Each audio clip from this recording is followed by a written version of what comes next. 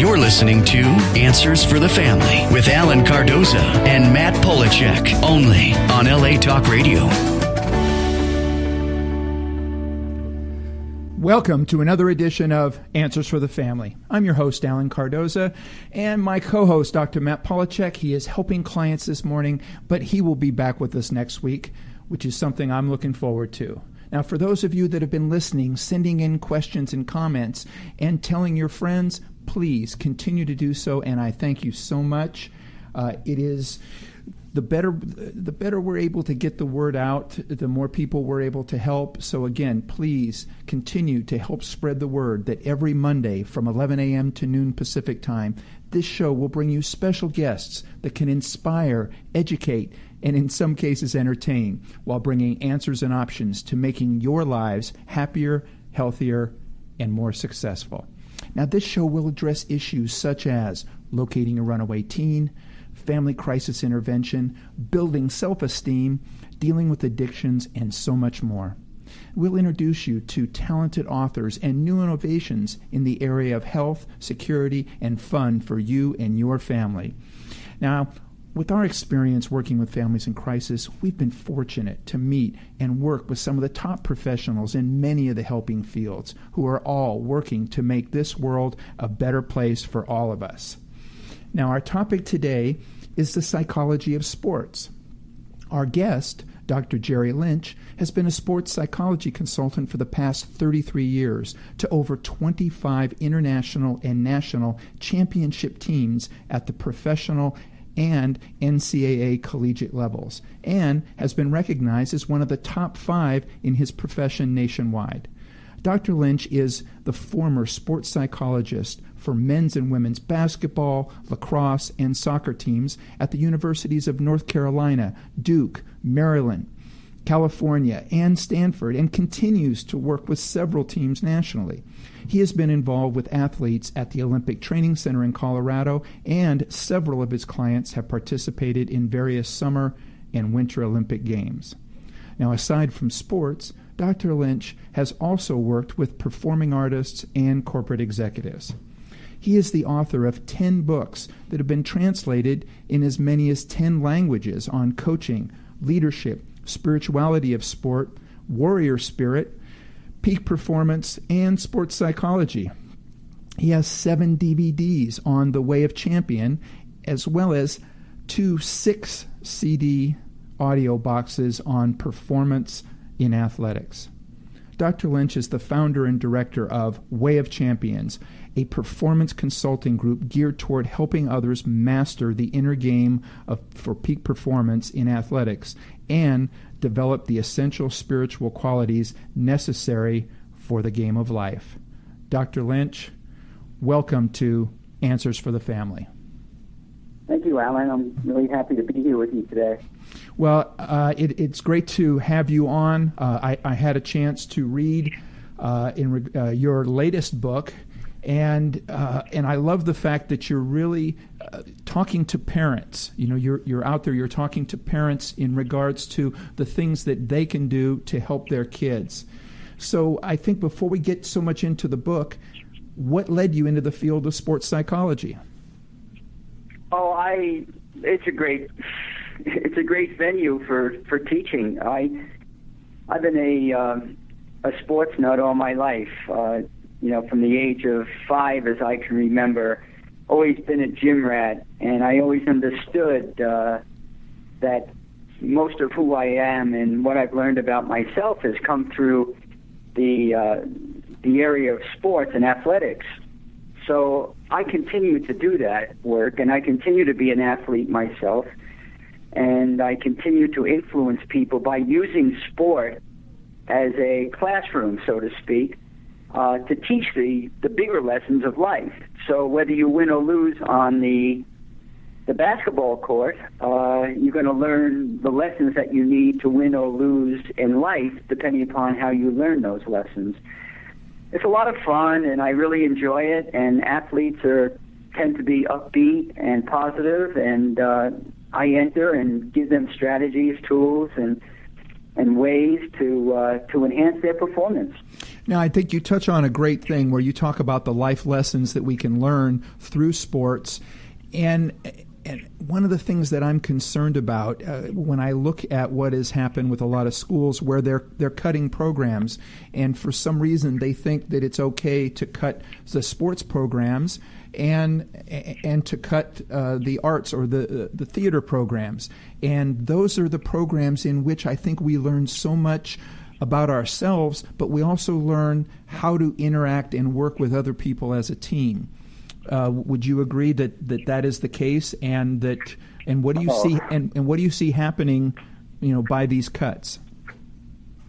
Well, it's short-sightedness, and it's myopic thinking. I gave a talk recently in one of the University of California schools, and it was a keynote talk, and I emphasized that on campus there's only one activity that teaches all their students about physical development, emotional development, mental development, and spiritual development.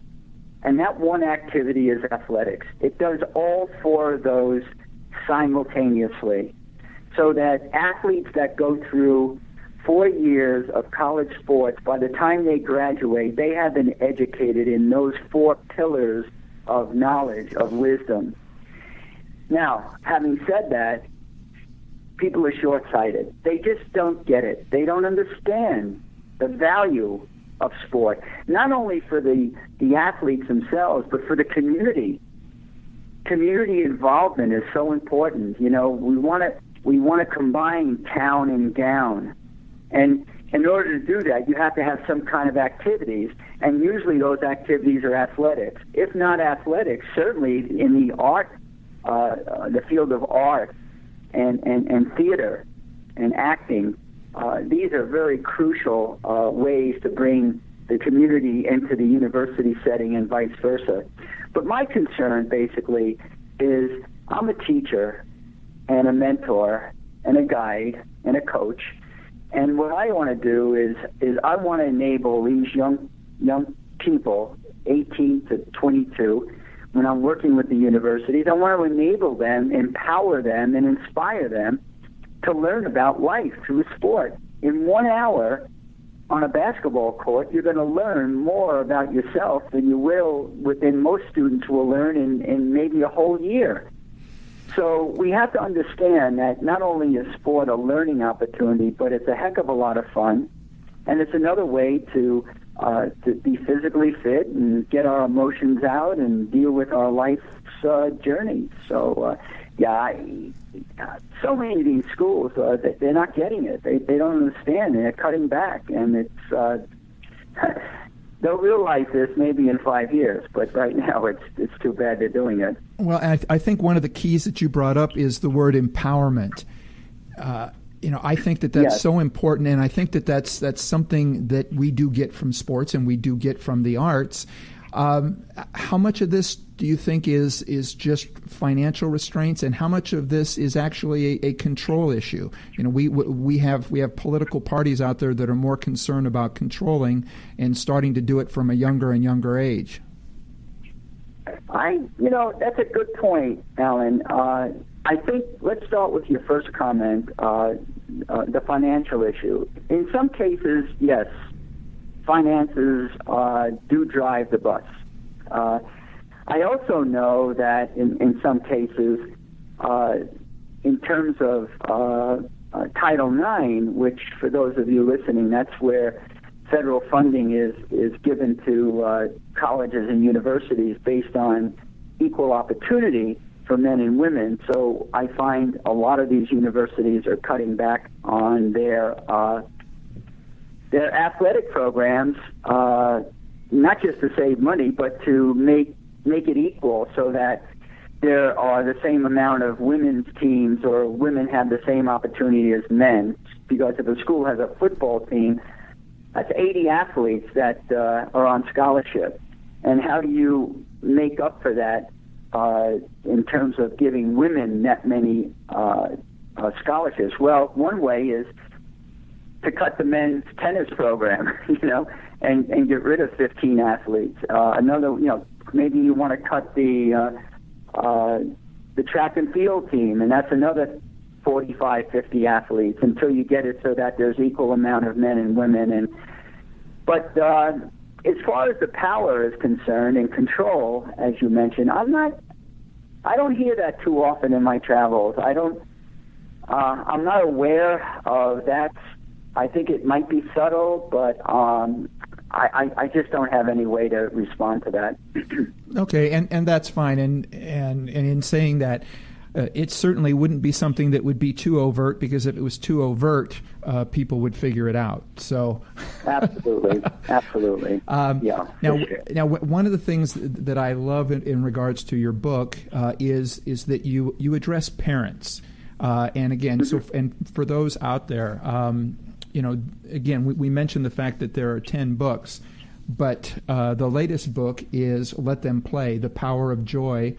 The power and joy of mindful sports parenting. So, with youth sports becoming more competitive at such early ages, is there such a great desire to win that the parents are seeing these pro athletes that are making a lot of money, and it seems like they're sort of shoving them in earlier and earlier and making it more and more competitive at such an early age? How is that affecting the overall mental development, physical and mental development? It's huge. It's totally huge. And let me just point something out. First of all, it's not the parents driving the youth sports. It's organizations who are trying to make money. So you take a soccer organization all over the nation. They have discovered that if we can get kids into soccer, we can make a lot of money. You have 6 and 7-year-old kids where parents are paying $2,000 a year, so these 6 and 7-year-olds can be involved in competitive soccer. I mean, like at a high level, getting high-level training and what have you. Now what happens is the parents find this out, and all you need is a couple of parents to buy into that, and then all the parents are going to buy into it, because as a parent, you don't want your child to fall behind, and it creates a fear reaction, and that fear reaction, parents start getting crazy and getting nuts, and before you know it, it's a nightmare. It's a total nightmare where parents don't know what to do. They're all anxious about their kid getting the next train to Stanford. They've got to get a scholarship, and so there's pressure on the kids to win from the coaches, from the parents, and it gets crazy. And what's missed is the joy and the fun of sport. Right now, we have 33 million children, which equates to 66 million parents, assuming there's 2 parents in the picture. 33 million kids between the age of 6 and 16. And by the age of 13, 78% of those kids will drop out of sport. 78% of 33 million kids. So we're talking almost like 23 million kids, 24 million kids will never play sport again. And the reason is because they feel so much pressure from their parents, and they feel so much pressure from their coaches to win, to do it right, to get a scholarship. And what's lost is the joy and the fun and the whole purpose of sports to begin with. Now, when you mention the thing about the joy, it reminds me that when one of my sons was starting in Little League, one of the speakers that we had for opening day was a former Major League Baseball player, Rex Hudler, who if anybody had ever heard him, he was also an announcer.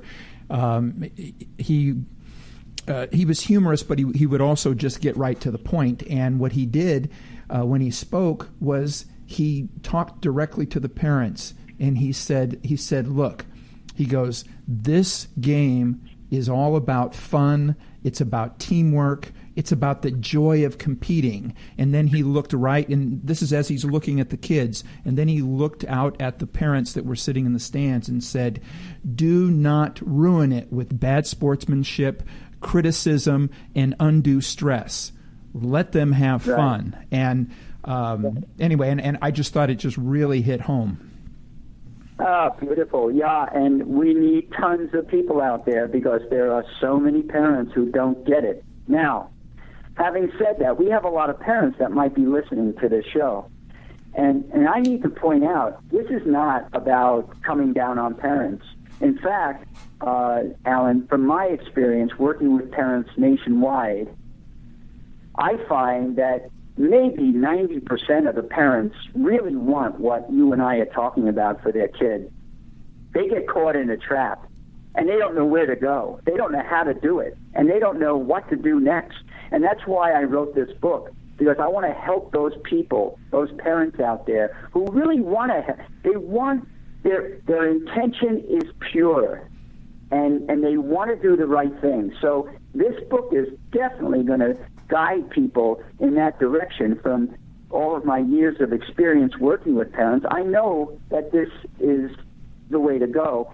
And I am a parent of 4 kids, and all of my kids were athletic. And I'm going to be totally honest here. My first child, I must have made 50,000 mistakes. Yeah, seriously. And my second child, I cut that down to about 10,000. By the time I got to my 4th child, I only made 500 mistakes. Wowee, you know? Mm-hmm. But from those mistakes, I learned a ton. And I got excited about passing this on to other parents. Hey, you know what? You don't have to go through that. You don't have to feel anxious. You don't have to feel stressed. And you can help your children. One of the ways to help your children right now, even if you never read the book, after every event, go up to your child and just give them 5 words. Don't go debriefing the game and telling them that they should have stayed on third base and not taken their foot off the bag. And just tell them 5 words. I love watching you play.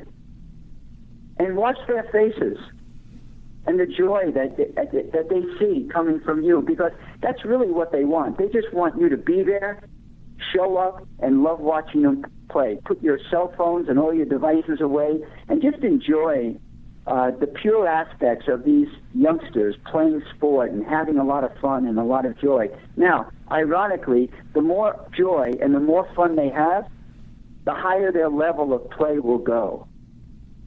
Which makes perfect sense. Anxious.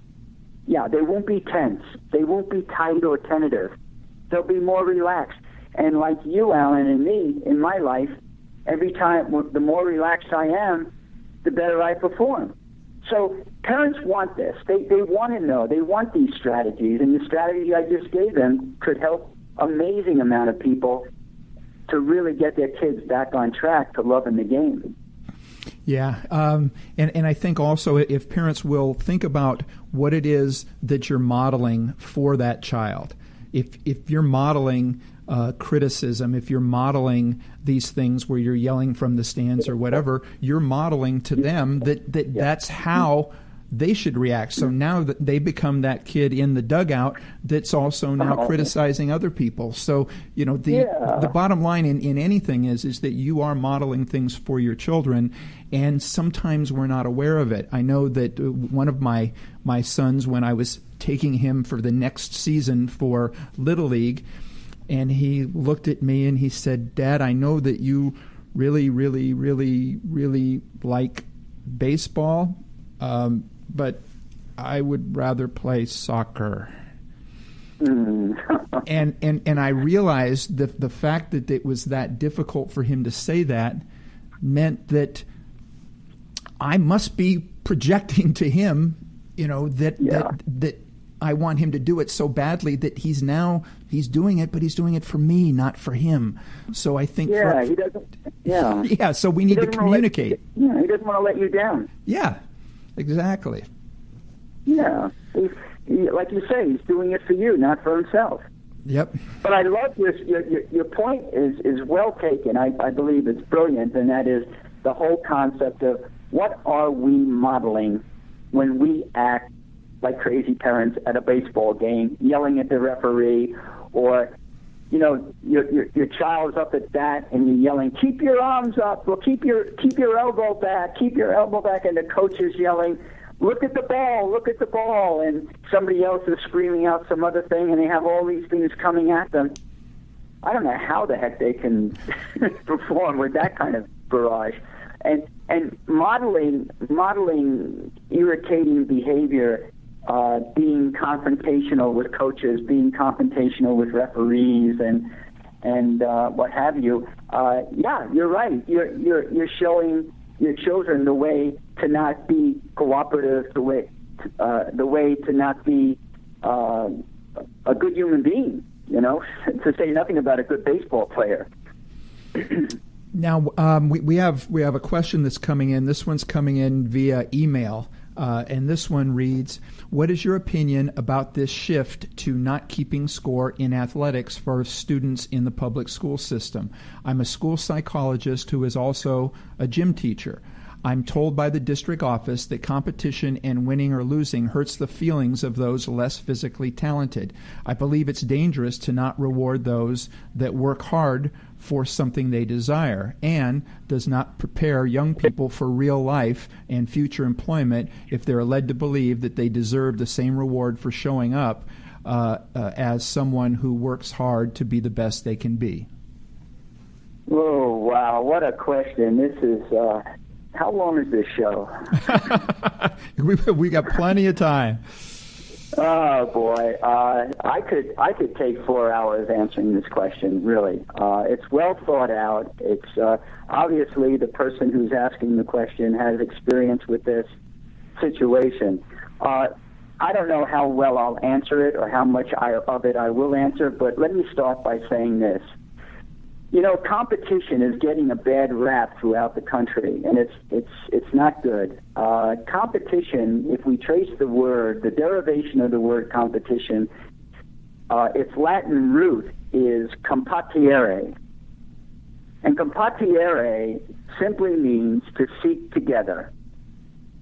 And in this world, the way we improve is by coming together and offering each other the wonderful gift of my excellence. If I'm working with you, Alan, in a work situation, and you look over at me and you see me kicking up my game a few notches, that inspires you, and that motivates you to maybe learn something that you weren't going to learn if you didn't have that environment of competition. Our whole society has grown. All of our products have gotten better because it's a competitive world. Now, having said that, I wouldn't like to see scores eliminated. I think it's fun. I don't think the kids really care that much about the score, but I do think that scores might reward, in some cases, people who have worked hard. But you know what? We need to be giving rewards and not trophies, but some kind of rewards for work ethics. And I think if a lot of college coaches now are at the end of the season are giving their kids rewards like the hardest working athlete on the team, so they get a work ethic award. And then I see coaches giving awards for the best teammate. The one you can rely on, the one who shows up for everybody. And so what it does is it inspires everyone to seek out ways in which we can contribute, and when we work hard, we do get rewarded. I think there's a big injustice that takes place when we send a message to kids that you don't have to work hard, but you're still going to get a trophy. And the way that shows up is in a lot of this youth soccer leagues. You'll find that at the end of the season, a team, they're not working hard, they don't care, and some kid's just out there chasing butterflies. Everyone gets a trophy, and I think in our world that's not the way it is. That same kid who gets a trophy for doing nothing goes out into the world. His whole mentality is, I don't have to work hard to be rewarded. But in reality, when you go to work for a company, you're going to be rewarded on the work on your work ethic and how much work you put into it. So there's all of this that's going on in that question. The other element of that question is let me see. It just slipped my mind. Let me think if I can recapture that. Well, I think what you might be thinking is the other element being the person who has worked that hard to get to that point, and that there may not be anything really to show for it at that end. Well, does it bring them down to mediocrity? Yeah. Go ahead. Yeah. No. But I'm just saying is that. So I think part of that question that was weaved in there was, does that bring that person down to mediocrity at some point in time? Well, if we value a strong work ethic, and if we value cooperation, and if we value learning all of these wonderful lessons for life, the reward is internal. Mm-hmm. And as we know, external rewards don't last that long. I've been with 36 national championship teams, and to be honest with you, 3 weeks after the national championship, that's not what we remember. But 30 years after that national championship, what we remember is the work that we put in, coming together as a team, working for each other, and all of the wonderful qualities and values and virtues that we'll learn, that we're using out there in the world right now as contributors and workers in society. So I think that what we do is, as a coach, I've got to set a culture up, and I build cultures. I help coaches to build a culture. And in that culture, we learn that selflessness needs to be rewarded. We learn that giving to the team needs to be rewarded. Putting in the work needs to be rewarded. And those are the kind of things that really, really make a difference out there in the bigger picture. Now, he does mention something else in that question, Alan, and that is some kids are more talented physically than other kids. And, of course, they're going to, especially at the college level, they're going to play. The other kids might not even make the team. But there are other things in the world other than sports. And I don't think sports is the end all. I just think it's one way of doing it. I have a child, and I led the child into dancing. And, some parents will lead the child into playing music or art or something else, something that they have passion for, and something that they love, and something that they can really feel good about themselves. And if all we're doing is teaching kids that, if you work hard, you'll get a trophy, but you're not going to get it. And when you don't get it, you feel empty, because everyone's saying you got to win. What is it? What's the expression in the Olympics? You don't win silver, you lose gold. Yeah, unfortunately, yeah. Yeah, I mean that's a metaphor for how a lot of us are functioning, and embodied in that question is a lot of that kind of thinking, and so we have to reevaluate our reward system. I think we need to keep competition, and by competition, it's not a word where I'm against you as much as I'm with you, so that I will inspire you on a run together because I'm feeling good today, and then that will allow you to reevaluate what you're doing and look at it, and the next time you'll take the lead and I'll follow you. And so it's a give and take. It's a constant evolution of greatness to seek our own greatness through the help of others, so our opponents become partners on this journey of success, not as a trophy, but success as a process. How does it feel now? What is it like now? You're working hard now, and a coach can blow a whistle and stop play and say to the team, I love the work that you're giving here today. I love how hard you're working right now. Well, let's get back on it. And as opposed to, boy, that's a great basket that you just made, or I'm glad we won the game. We're a better team because of it, when indeed we might be a better team because we lost. Losing is our greatest teacher, and there's nothing wrong with losing. In fact, in many cases, we learn more from our losses than we do our victories. And when I look at my life and my trajectory of my successes and what have you, it's all been because I've lost. I had setbacks. The book that we're talking about here, Let Them Play, It's a wonderful, amazing book. I believe in it. However, that book was rejected for publication 10 times. Now, what's that all about? Well, I guess I needed to do more work on it. So I went back to my desk and I did more work. And by the time after my 10th rejection, I had made all sufficient changes in that book to make it even better. Now I had an opportunity to publish it with 3 different publishing companies. And I learned from all of those rejections. There's nothing wrong with rejection. I think a lot of parents, and I point this out in the book, a lot of parents feel that if their child fails, that somehow they're a failure, that they're not doing the parenting, they're not doing a good job parenting, as opposed to being a good parent when your child fails. Ask them the question, what have you learned from this failure? Why are you better off today because you lost on Saturday? And get the child thinking that way.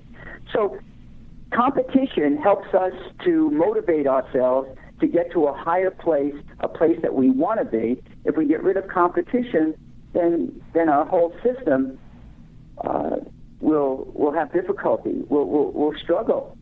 So anyway, great question. I can go on for hours with that. No, and again, and I love your answer, and again, and I thank the school psychologist, the gym teacher that sent it in. We appreciate it. Now, for everybody out there listening, again, the name of the book is called Let Them Play. We are talking with Dr. Jerry Lynch, director of The Way of Champions. We're going to take a break. We'll be right back. You're listening to Answers for the Family. Founded over 25 years ago to meet the needs of families in crisis, West Shield specializes in resolving adolescent issues that negatively impact the family. From preteen to young adult, we are experienced and qualified to help. We offer solutions which include referrals to a network of top professionals internationally that we work very closely with in the fields of educational consulting, psychology, and psychiatry. Our in-home crisis intervention care program helps to stabilize families and bring effective resolution. We are supported by our licensed investigation company that enables us to offer legal and expert services for locating runaway teens and more. Our therapeutic transportation services help to ensure that adolescents in crisis are safely provided transportation to specialized schools and programs with unmatched experience and success. Simply put, West Shield Adolescent Services is the best solution when your family is facing personal crisis. Call 1-800-899-8585 and let us help you. And we're back. You're listening to Answers for the Family. Our guest today, Dr. Jerry Lynch. And Jerry, we have another email question that has come in. This one reads, some of our youth sports can be very physically challenging. My sister's husband is determined that their son will play football. My sister feels it is not their son's desire, nor that he is physically able to undergo the rigors of the sport.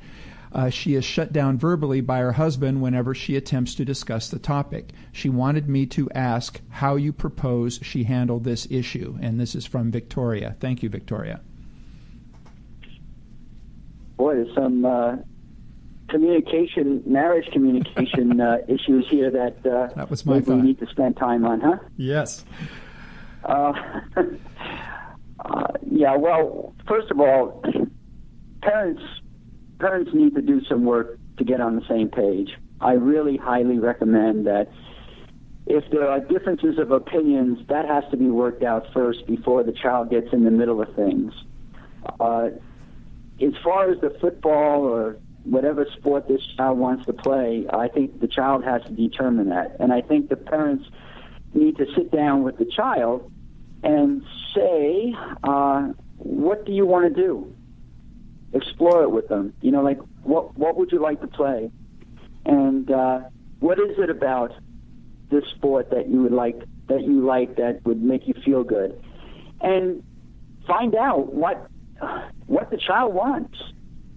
And the child might say, I don't want to play football. Mm-hmm. In fact, I might not want to play sports. But the child won't feel free if he has two parents who are arguing about what the child should do and shouldn't do. So the voice of the child is really important. You want to start to empower your child at a young age. because it's much more important that the child makes a decision on their own, much more important than if the child went and played a sport and excelled at it and got a scholarship to college. Because what we're doing is we're teaching a child critical thinking. Mm-hmm.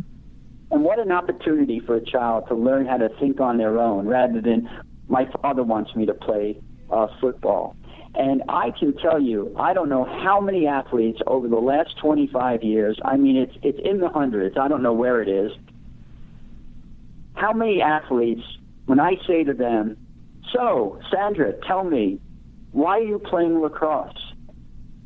Sometimes I ask a question like that, I see tears right away, like they've been holding back all of this pressure and all of this, these feelings, these emotional feelings.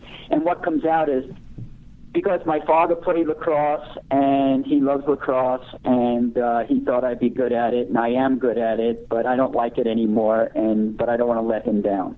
And people are playing sports for the wrong reason. A lot of kids are in sport and they feel and that's why we have that figure, 33 million kids in sport, with 78% of them dropping out, 27 million or something like that dropping out. So these parents who are trying to manage their child, give the game back to the child. Let the child determine their fate. Now, as far as being heard is concerned, under the age of 14 or so, I don't know how old this child is. Does it say, Alan, how old the child is? No, it doesn't. Okay, so I'm going to assume, based on the question, it sounds to me like maybe the child is under the age of 14. Historically, there's not much that could happen to a child that young in terms of damage from football. I'm saying this because I think that is a major concern. And if I had a kid in high school and certainly in college, I'm always concerned about head injuries and trauma and what else goes along with that. But at an early age, the kids aren't big enough. They don't hit hard enough to produce any kind of major injury. That said, I can't predict what would happen. I'm just, from my experience, I noticed that very rarely does a 12-year-old get really that seriously hurt that they can't recover from it real quickly. It's not the case. But what you do is you give the child a chance to decide their fate. And, Dad, if the child says, I want to play tennis, you got to bite the bullet and smile and nod and go along with it and support your son, say your child, and say, you know what, I love watching you play. And my job as a parent was always to take the lead from my children. I have one son who's now a college basketball coach who played high school basketball, college, and everything. And when he was a sophomore in high school, and he was really, really good. And he came down to breakfast one morning. He said, I quit. I'm not playing basketball anymore. My gut, what I wanted to say to him was, Sean, are you kidding me? You're too good. You're the starting point guard. You're great. You can get a scholarship. Don't worry. You stay with it. And that would have been me forcing him to play a game he didn't want to play. Instead, I said to him, Sean, I'll support you no matter what you want to do. I'm just curious why you don't want to play basketball anymore. And the second thing is I want to ask you to take a week to think about this a little more clearly. And if you feel the same way in a week, by God, you can go ahead and do it. And that's my job as a parent. That's exactly how to be a good sports parent. So we have to learn those things. Because if I forced him, first of all, it would have backfired. He went on to be an amazing basketball athlete. He won a state championship in high school, starting point guard, all of that stuff on his own. And had I forced him to play, I'll bet you he would have quit. Mm-hmm. And so for that father, you want the best for your child, your son. You want your son to be happy first.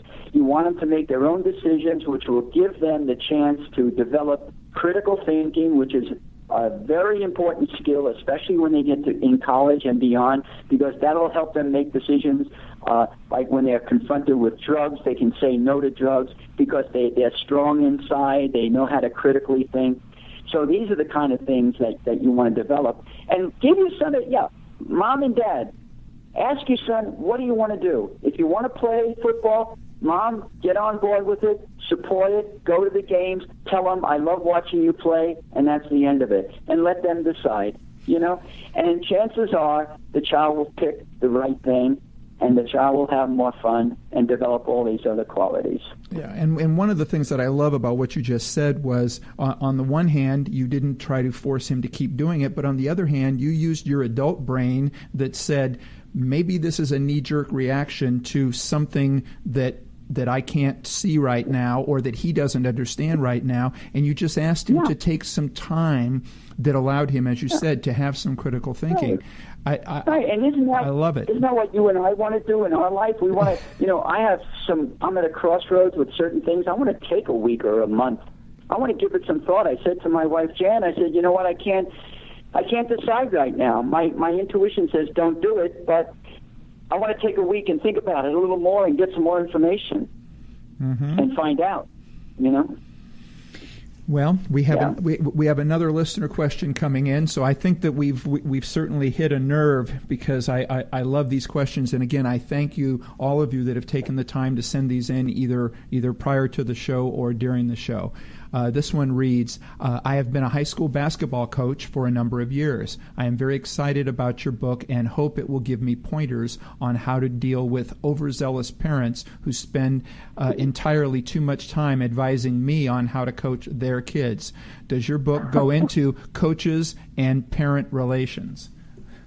Yes, it does. And it's what another great question. I'm very in awe of the people writing into you, Alan, and the level of depth with their questions. For sure, I address this. I address it first from an angle of, if I'm a parent, how do I talk with a coach? And then I talk to the coaches, and I talk about how coaches should handle this situation. Now, when you're reading through the book, you'll get an idea. You'll pick up so many pointers and so many strategies on how to relate to those parents. It'll help you understand why the parent is being the way they're being. It's not because they're evil, it's because they just don't know better. That's all. And so reading this book will be like you being me standing at the ballpark or on the basketball court as the coach, and you'll have ways to respond to the way the parent's being. So even at the college level, I have college coaches reading this book because guess what? Even at the college level, can you believe this? Even at the college level, we have overzealous parents coming up to the campus, talking with the coach, wondering why their kid's not getting more playing time. And this book will helps my college coaches understand where that parent's coming from and how to respond to that parent. And once you understand where they're coming from, you'll have an idea about how to attack their concerns and their questions. So it's an educational process, which is that book is educating parents to help their children understand what it takes to have more fun in sport. It's also a book that helps parents understand where coaches are coming from and how to let the coach coach. Yep. How good is that? And then on a third level, when a coach reads this book, the coach becomes the sports psychologist without the training, no problem. All of a sudden you're there and you're reflecting what that parent's saying, and you're giving them some insight as to what their behavior is really doing and how they can change that, and everyone will be happy. And it's just a matter of us coming to terms and understanding all of our intentions are pure. Well, the parent thinks that they're helping their child by going up and talking to the coach, which couldn't be any further from the truth. The child thinks that the parent is getting in the way when the parent doesn't want to get in the way. So there's a miscommunication there. And then there's the miscommunication between the parent not understanding the coach's job, which this book points out real clearly, and getting in the way of the coach. And then there's the coach who loses the patience and gets totally upset with the parents and fails to communicate, creating a battle between parent and child and parent and coach and what have you. So if we're all on the same page and we understand that our intentions are pure, we're just not going about it in the right way, even though your intention is there. Now I can say, okay, I know what you want for your child. I know you expect the best for your child, but as his or her coach, here's what I'm going to do. You know, they're going to have to do this, this, and this. And if they do that, then they're going to get more playing time, or they're going to get to enjoy the game a lot more. So we need to communicate, and this book is a great mechanism, which for me, I am a coach. I've been a coach for 40 years. I'm a psychologist. I'm a parent. So I'm all of it, and I'm an athlete. So I've been in every aspect of the game of sport. It's almost like if I owned a restaurant. I was the cook. I was a waiter. I was the hostess. I was everything, right? And so this book really pulls it together, and it's really written for the entire sports network of coaching, parenting, and athletics too, as well. Yeah, so. and I want to add one more thing to that, because as I was reading it, one of the feelings that I got was this is also something to have the young athlete themselves read. So share a little bit, and we've only got about 2 minutes left, a little bit about how the young athletes themselves can deal with stress using some of the mindfulness techniques that you talk about. Well, that's it. You just hit it in a nutshell, Alan. There are mindfulness techniques in there. Okay, so guess what? Anything that's in that book, and there is plenty of it, that has to do with being mindful as an athlete, not only as a parent or a coach. If you're an athlete, there are strategies and tools in this book that as an athlete, you're going to be exposed to the same tools that I use even up at the professional level. I have consultancies with professional sports in the NBA and NFL and other professional teams. And even at that level, they work just as well at that level as if a child is 7 or 8 years old. And it's wonderful because now the kid is having fun because the parents are backing off and just letting them play, the title of the book. Now they're having more fun, and now not only that, but they're increasing their fun factor because now they're learning how to deal with failure, and they're learning strategies and techniques on how to be more mindful and how to visualize certain things in a game, and which will help them be better athletes. And one last thought here, Alan, is this book, the foreword is written by Steve Kerr, who is the head coach of the Golden State Warriors right out there in California. And Steve wrote a wonderful, very sensitive foreword. And in that foreword, he says, this is what we do with our athletes. We just let them play. We put them out there, we coach them. We tell them what they can do and what they can't do, and we put them out on the court, and essentially they just play, and we let them play. And so he's a big proponent of the work that I'm doing. We have a consultancy, he and I, and we go back and forth with a lot of this stuff. This book will give you all of that. It's a wonderful combination of all the work that I'm doing put into one source. So I think you'll find it really enjoyable and extremely practical for sure. Well, I have found it enjoyable. And again, for those out there, the book is called Let Them Play, The Power and Joy of Mindful Sports Parenting. Dr. Lynch, thank you so much for coming on. We appreciate it very much. Now, if somebody wants to get in touch with you, what is the best way to reach you? I assume in regards to buying the book, you can get it anywhere. You can get it at Amazon or any major bookstore. Absolutely. You can get the book anywhere. Yeah. But I'll tell you, there's a lot of more free information from me if they go to my website, which is wayofchampions.com. Got it. One word, wayofchampions.com. And there are videos that you can have your kids watch or you can watch them.